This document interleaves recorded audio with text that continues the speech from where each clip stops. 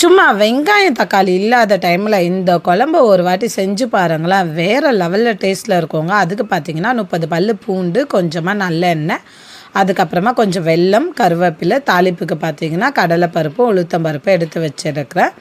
இதுக்கு பார்த்தீங்கன்னா தனி மிளகாய்த்தூள், காஞ்ச மிளகாய், உப்பு, பெருங்காயத்தூள், புளி வந்து ஊற வச்சாச்சுங்க.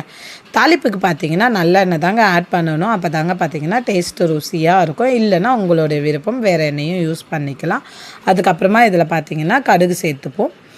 இது பார்த்தீங்கன்னா ரொம்பவே டேஸ்ட்டாக இருக்கும். நீங்கள் வெங்காயம் தக்காளி இல்லாமல் செஞ்சுருக்கோம் அந்த மாதிரி தெரியவே தெரியாதுங்க. ட்ரை பண்ணி பாருங்கள். இந்த குழம்பு பார்த்தீங்கன்னா கிட்டத்தட்ட நீங்கள் பார்த்தீங்கன்னா ஒரு மாதம் வரைக்கும் கூட ஸ்டோர் பண்ணி வச்சுட்டு சாப்பிடலாம். வெளியிலே வைக்கலாம், கெட்டே போகாதுங்க. இதில் பார்த்தீங்கன்னா கடலைப்பருப்பு, கருவேப்பிலை, காஞ்ச மிளகாய், பூண்டு இது எல்லாமே போட்டு நல்லா வதக்கி விடுங்க. நல்லா பூண்டு வதங்கி நல்லா ஸ்மெல் வந்து வரட்டும், பூண்டு ஸ்மெல்லு. அதுக்கப்புறமா பார்த்தீங்கன்னா பெருங்காயத்தூள் வந்து ஆட் பண்ணிக்கலாம்.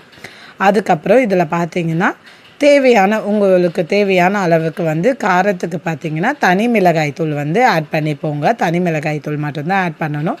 உங்களுக்கு நல்ல கலர்ஃபுல்லாக இருக்கணும் அப்படின்னு நினச்சிங்கன்னா கொஞ்சம் ஒரு 1/2 ஸ்பூன் வந்து காஷ்மீரி மிளகாய்த்தூள் ஆட் பண்ணிக்கலாம். நான் பார்த்தீங்கன்னா தனி மிளகாய்த்தூள் மட்டும்தாங்க யூஸ் பண்ணியிருக்கிறேன். இதில் பார்த்துருக்கீங்கன்னா கரைச்சி வச்சுருந்த புளி கரைச்சலை வந்து சேர்த்துப்போங்க. அவ்வளோதாங்க. இதில் உப்பும் மஞ்சத்தூளும் போட்டு நல்லா கொதிக்க வச்சு லாஸ்ட்டாக வெள்ளைத்துண்டு போட்டு இறக்குனீங்கன்னா சூப்பராக நமக்கு வந்து குழம்பு ரெடி ஆகிடும். நல்லா ஒரு மாதம் வெளியிலே வச்சு நீங்கள் ஸ்டோர் பண்ணலாம். ஃப்ரிட்ஜில் கூட வைக்கணும்னு அவசியமே கிடையாது. வெளியூருக்கு எங்கன்னா போகிறீங்க அப்படின்னா இந்த ரெசிப்பியை நீங்கள் செஞ்சு வச்சுட்டு எடுத்துகிட்டு போகலாம். கெட்டு போகாமல் இருக்கும். ட்ரை பண்ணி பாருங்கள். ஹாஸ்டலில் இருக்கவங்க பசங்களுக்கெல்லாம் செஞ்சு கொடுக்கலாம். Must try recipe. பேச்சுலருக்கு ரொம்ப ஹெல்ப்ஃபுல்லாக இருக்கும். ஒன்ஸ் நீங்கள் செஞ்சு வச்சுட்டிங்கன்னா ஒரு வாரத்தில் 5 முறை இதை போட்டு யூஸ் பண்ணிக்கலாங்க. பூண்டு வேணுன்ற அளவுக்கு சேர்த்துக்கோங்க. அவ்வளோதாங்க. இந்த மாதிரி ரெசிபிக்கு என்னோடய சேனலை நீங்கள் என்ன பண்ணிக்கோங்க, சப்ஸ்கிரைப் பண்ணி வச்சுக்கோங்க. லைக் பண்ணுங்கள், ஷேர் பண்ணுங்கள். குழம்பு நமக்கு பார்த்திங்கன்னா நல்லாவே கொதித்து வந்துருச்சு.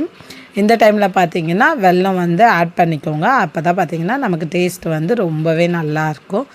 நல்லா சிம்மில் வச்சு விடுங்க. எண்ணெய்லாம் நல்லா இந்த அளவுக்கு பிரிஞ்சு வரட்டும். சூப்பராக ரெடி ஆகிடுங்க. பூண்டும் நமக்கு சாப்பிடும் போது அவ்வளோ டேஸ்ட்டாக இருக்கும். இதுக்கு உங்களுக்கு என்ன சைட் டிஷ் பிடிக்குமோ வச்சு சாப்பிடுங்க. எனக்கு பார்த்திங்கன்னா இன்றைக்கி நான் மாம்பழமும் அதுக்கப்புறமா சேப்பக்கிழங்கும் செஞ்சு வச்சுருந்தேங்க. ரொம்பவே ஆப்டாக இருந்தது. நீங்கள் ட்ரை பண்ணி பார்த்துட்டு கமெண்ட் பண்ணுங்கள். பாய். நெக்ஸ்ட் வீடியோவில் பார்ப்போம்.